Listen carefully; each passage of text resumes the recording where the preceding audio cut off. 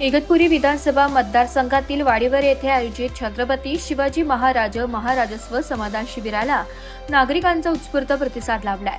महसूल विभागासह 16 विविध शासकीय विभागांच्या संयुक्त विद्यमाने आयोजित या शिबिरात महसुली सेवा, विविध शासकीय योजनांचा लाभ तसेच आवश्यक प्रमाणपत्रांचे वितरण करण्यात आले।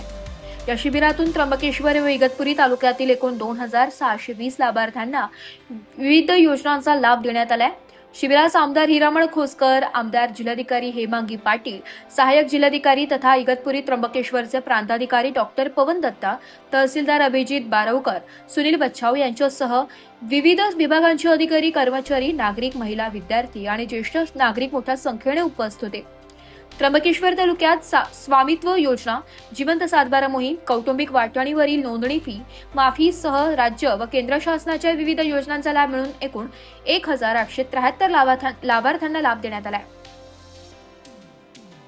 तर इगतपुरी तालुक्यात स्वामित्व योजना, जिवंत सातबारा, घरकुल योजना, कुंभार समाजासाठी पारंपरिक व्यवसाय योजना तसेच इतर शासकीय योजनांचा लाभ मिळून 747 लाभार्थ्यांना लाभ देण्यात आला।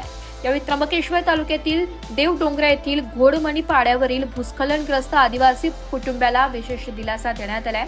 सततच्या पावसामुळे घर उद्ध्वस्त झालेल्या महेंद्र मंगळू थाळकर यांच्या कुटुंबाला महसूल प्रशासनाने तातडीने पंचनामा करून अवघ्या 3 दिवसात 1.30 लाखांचा मदत निधी मंजूर केलाय। शिबिरात मान्यवरांच्या हस्ते या मदतीचे वितरण करण्यात आलं। शासनाच्या विविध योजना पात्र लाभार्थ्यांपर्यंत वेळेत व पारदर्शक पद्धतीने पोहोचविणे, विविध विभागांच्या सेवा एकाच ठिकाणी उपलब्ध करून देणे आणि आपत्तीग्रस्तांना तातडीने मदत मिळवून देणे हा या महाराजस्व समाधान शिबिराचा मुख्य उद्देश असल्याचं यावेळी सांगण्यात आलं। ब्युरो रिपोर्ट, नाशिक लोकशाही न्यूज, नाशिक।